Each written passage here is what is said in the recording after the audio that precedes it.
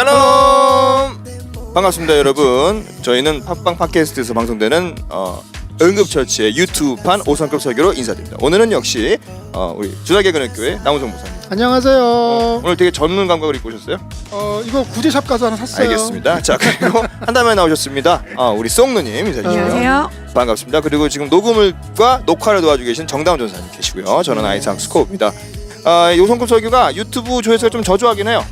예, 여러분 혹시 보시고 한 번이라도 마음에 드시는 분 있으면 좋아요와 구독하기 꼭 눌러주시고 주변에 퍼뜨려주시면 언젠간 10년 뒤에라도 유튜브 서버가 폭파되지 않는 한 남아서 계속해서 여러분께 인사드릴 수 있을 것 같습니다. 기대합니다. 이거 50부작이에요. 그러니까 여러분 아쉬워하지 마시고 지금 빨리 많은 반응 구독하기 부탁드리겠습니다. 오늘 설교는 신해산 드디어 모세가 왔죠. 모세 이야기 네. 오늘 할 겁니다. 오케이, 좋습니다. 그 찬송가는요 DIJ 라디오의 주음성 외엔 듣고 와서 저희 본격적으로 5성급 설교 들어가 볼게요.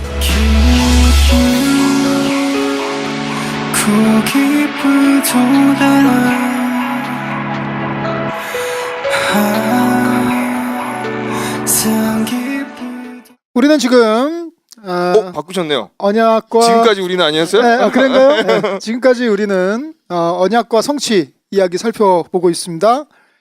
노아 언약, 무지개 언약 얘기 나눴고요. 그다음 아브라함 언약 두 개로 나눴죠. 근데 제가 진짜 죄송한데요. 네. 언약이랑 약속이 뭐가 달라요? 뭐 비슷하다고 할 수 있어요. 이거 어떻게 표현하냐에 따라 차이지만 언약이 조금 더 공식적이다, 오피셜하다 그런 느낌이 있죠. 목사님 세대는 약간 언약식 이런 거 있지 않았나요? 언약 슬픈 언약식 김정민의 이제 눈물을 누나 매방 터진 거지? 언제 거야? 누님 세대에 맞춰드린 거 아닙니까 제가 지금 이제 그 노래는 이제가 아니라 와와와 이렇게 입 맞추고 나면 우리 이제 하나라 그랬어. 입 맞추고 나면 하나라는 슬픈 언약식. 그 언약 자꾸 목사님이 언약 할 때마다 그 언약식이 생각나서 제가 굉장히 괴로웠네요 그동안. 아무튼 시작도 하기 전에 김 빠지고요. 죄송합니다. 네. 그래요. 그래서 또 우리 노아 언약 살폈고 아브라함 언약, 자손 아브라함의 땅의 언약, 자손의 언약 살폈고 오늘은 이제 모세 언약, 시내산 언약입니다. 모세가 이제 시내산 올라가는 이야기예요. 우리 출애굽기 19장 말씀 읽고 시작할게요. 19장 1절로 6절 말씀 네. 우리 송언니 부탁드리겠습니다. 네. 이스라엘 자손이 애굽 땅을 떠난 지 3개월 되던 날 그들이 시내 광야에 이르니라. 그들이 르비딤을 떠나 시내 광야에 이르러 그 광야에 장막을 치되 이스라엘이 거기 산 앞에 장막을 치니라.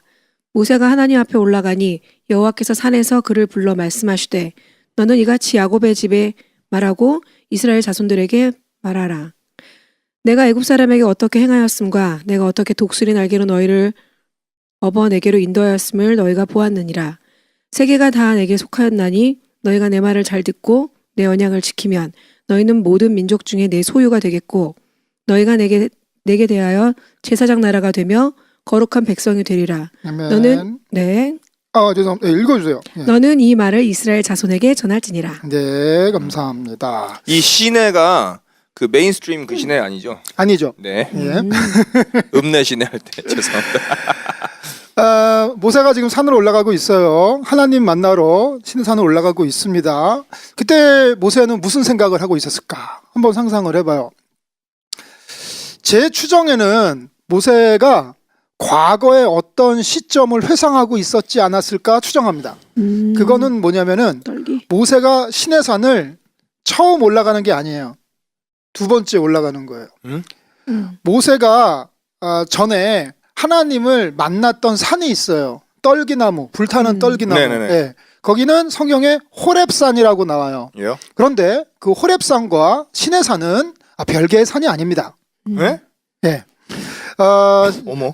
이 호렙이라는 것은 시내산이 위치해 있는 그 지역을 포괄하는 명칭으로 알려져 있어요. 그러니까 물론 그 봉우리 그 자체가 시내산, 호렙산이 같은 봉우리 똑같은 마운틴은 아닐지라도 그 언저리에 있는 같은 지역 내에 다른 봉우리일 가능성이 높다는 것이 성서지리학을 하시는 분들의 이야기예요. 그러니까 북한산 느낌이네요. 어디로 올라가느냐에 따라서 다르지만 그쵸? 같은 북한산인 거죠. 네, 같은 북한산이지만 봉우리에 따라서 명칭이 좀 다르고 맞아. 크게 보면은 한 산인데 네. 디테일하게 들어가면 봉우리가 다른 코스가 다르고 하는 예. 거니까.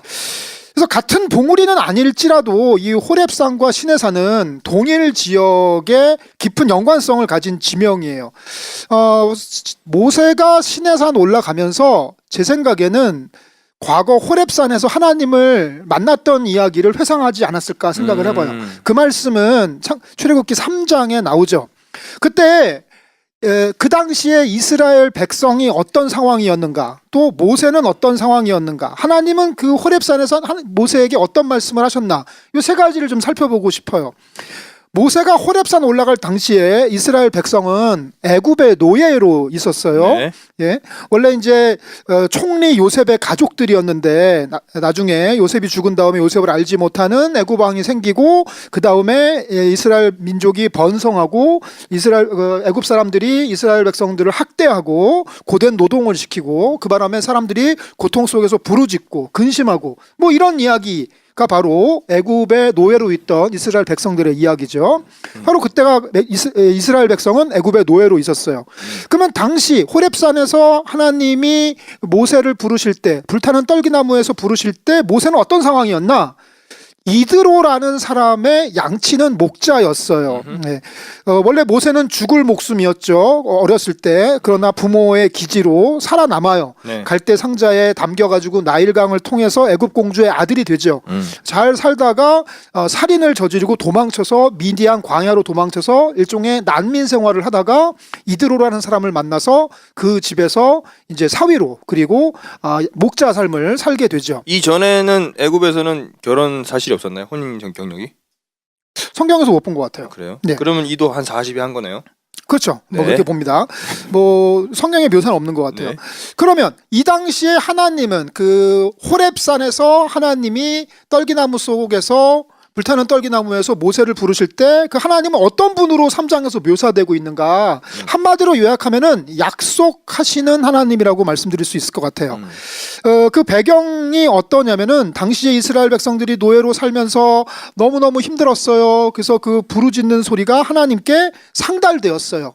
그래서 하나님께서 그때 그 조상들에게 하신 언약을 기억하시고 불타는 떨기나무 속에서 그때 난민 생활하던 모세를 부르신 거죠. 그리고 모세에게 이제 가라, 네 백성을 구원해라 하면서 말씀을 해주셨죠. 그때 보면 하나님께서 약속을 주시는데 약속을 세 가지 약속을 주셨던 것 같아요. 첫 번째는 뭐냐면은 인도하게 하리라. 내가 너로 애굽에 있는 백성들을 인도하게 하겠다는 약속을 주셨고, 그게 이제 10절에 나오는 이야기고, 그때 이제 모세가 물어보죠. 내가 누구기에 인도합니까? 그랬더니 하나님께서 주신 말씀이 12절에 보면은 내가 너와 함께 있으리라, 이렇게 약속을 하십니다. 그리고 또 이어서 이 산에서 하나님을 섬기게 될 것이다, 이런 약속을 해주세요. 그때 이제 모세가 물어보죠. 당신이 누구시기에? 사람들이 넌 어떤 신을 만났냐라고 물어보면 뭐라고 대답할까요? 그랬더니 하나님께서 자기의 정체를 드러내세요. 그러니까 하나님께서 이스라엘 백성과는 약속을 하시면서, 모세와 약속을 하시면서 내가 어떤 존재라는 것을 불타는 떨기나무 이야기에서 말씀을 해주세요. 두 가지로 말씀하신 것 같아요. 첫 번째는 난 스스로 있는 자다. 그리고 두 번째로 나는 너희 조상의 하나님이다. 아브라함의 하나님, 이삭의 하나님, 야곱의 하나님, 그게 바로 나다. 이렇게 얘기를 하셨죠. 이게 이제 과거에 있었던 일이에요. 아마 모세는 이제 시내산에 하나님을 만나러 올라가면서 과거에 호렙산에서 있었던 하나님의 언약을 떠올리면서 올라가지 않았을까, 이렇게 추정을 한번 해봐요. 아무래도 본인의 한 40년 전에 그 추억의 장소. 그렇죠. 인가요? 예. 와, 그때 내가 하나님께서 약속 주셨는데 내가 진짜 그때 못할 줄 알았는데 하나님이 능력 주셔서 진짜 여기까지 왔어. 이렇게 회상하면서 올라가지 않았을까? 그리고 하나님을 만난 기억은 굉장히 강렬한 기억 아니겠습니까? 그럼요. 옛날 지금이나. 잊지 못할 기억이죠. 예, 맞아요. 그래서 현재로 돌아와서 19장을 보면은 이제 그 당시에 이스라엘 백성은 어떻게 변모했는가? 과거에는 애굽의 노예였어요. 호렙산 당시에는. 근데 시내산 당시에 이스라엘 백성들은 출애굽한 자유인이 되었어요. 예. 10가지 재앙을 하나님께서 내리셨고 결국 출애굽해서 홍해를 건너서 광야로 나왔죠. 하나님께서 메추라기도 주시고 물도 주시고 만나도 주시고 먹여주시고 아말렉과의 전쟁에서 승리하게 해주셨죠. 이제 이스라엘 백성은 애굽 노예에서 자유인이 됐어요. 출애굽한 자유인이 되었죠.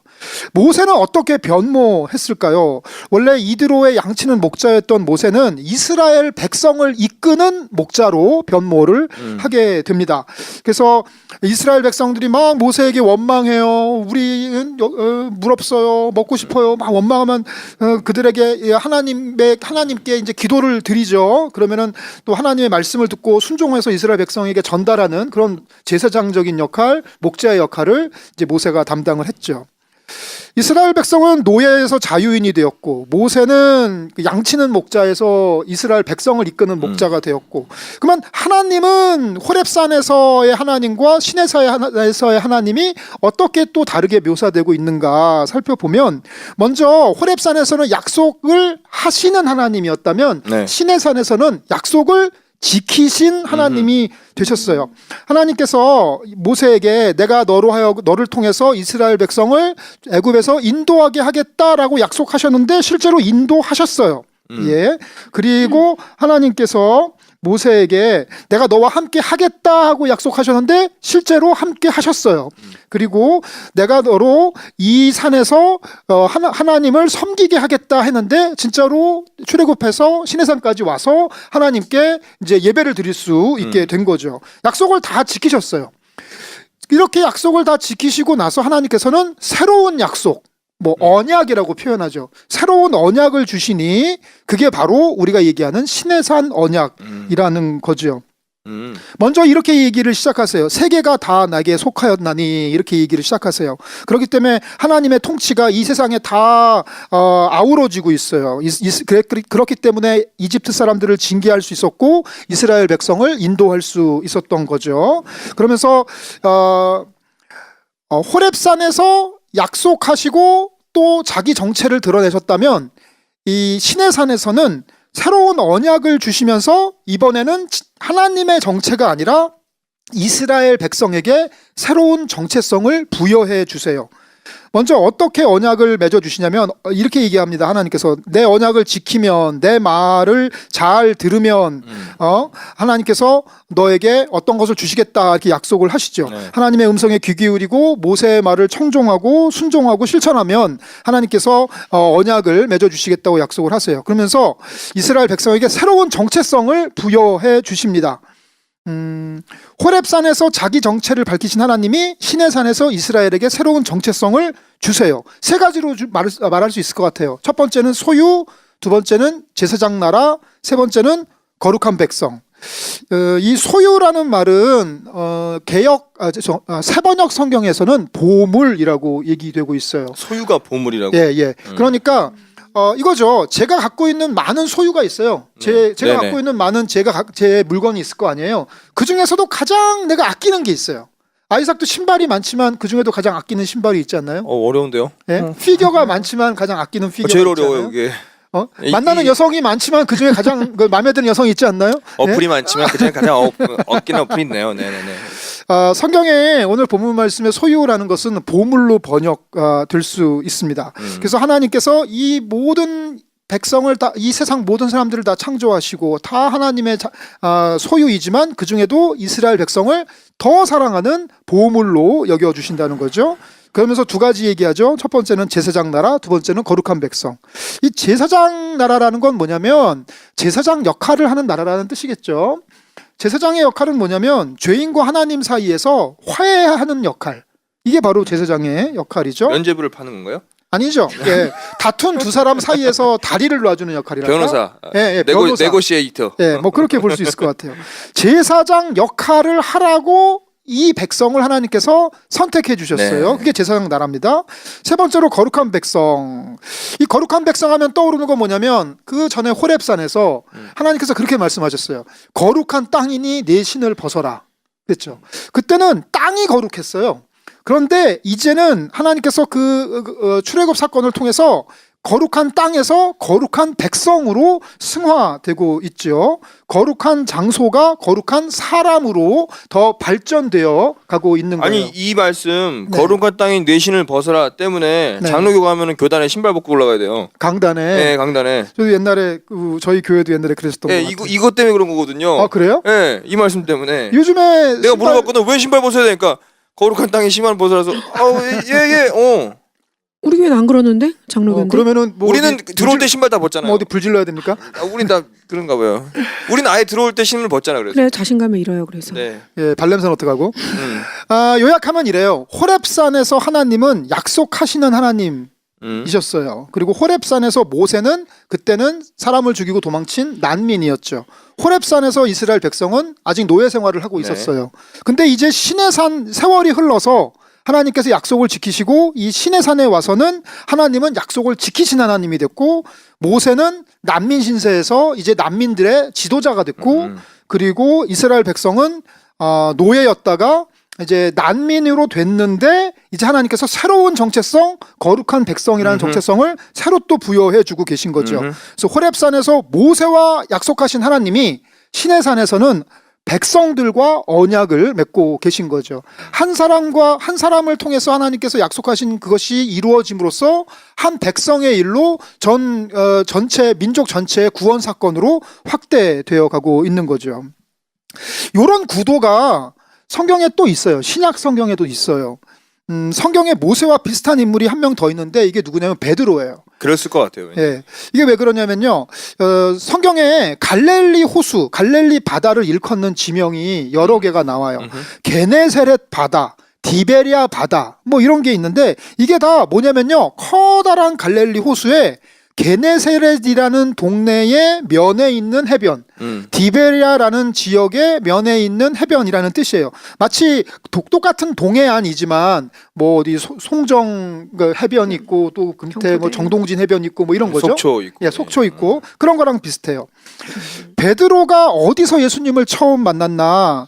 마태복음하고 마가복음을 보면요, 갈릴리 호수에서 처음 만났다 그래요. 근데 그거는 좀 호수를 크게 본 거죠. 근데 누가복음에서는 게네사렛 앞 바다로 나와요. 그러니까 좀 더 지명이 구체적으로 나오거든요. 마테마가는 동해에서 만났습니다. 예, 얘기하면 그다음에 누가 보면 속초에서 만났어요. 뭐 송정 해변 이런 거잖아요. 디테일하게 들어가는데 누가복음을 살펴보면 누가복음 5장을 보면은 게네사렛 바다에서 예수님께서 베드로를 부르실 때 깊은 데에다가 그물을 던져라 그랬어요. 그리고 거기서 고기가 엄청나게 많이 잡혔어요. 그리고 그물이 찢어졌어요. 그때 모든 것을 버려두고 예수님을 따랐어요. 그리고 그 베드로는 예수님의 어부에서 제자로 신분이 바뀌었죠. 그런데 그 후에 예수님이 돌아가시고 부활하시고 나서 제자들에게 다시 나타나요. 네. 그게 요한복음 21장 말씀인데 거기 보면은 디베리아 앞바다로 나와요. 맞아. 예, 그 똑같은 갈릴리 호수의 다른 지역인 거죠. 아, 디베라가 갈릴리였어요? 예, 그렇죠. 다른 바다가 아니에요. 지금 알았어요. 예, 이스라엘에서 바다라 불리우는 건 지중해하고 그 갈릴리 호수밖에 저 없어요. 지중해인 줄 알았어요, 디베라가. 네, 아닙니다. 예. 죄송합니다. 근데 거기서 선교사 이렇게 무식해서 네. 됐나? 여기서 요한복음 21장에서는 뭐라고 하냐면은 배 오른편에 그문을 던져라 그래요. 누가복음 5장 말씀하고 요한복음 21장 말씀이 되게 비스무리해요. 예. 그때 아마 베드로가 잠깐만, 전에도 이런 아저씨 한 명 있었는데 이런 생각을 하지 않았을까 싶어요. 근데 시키는 대로 그물을 던졌더니 고기가 엄청나게 많이 잡혀요. 네.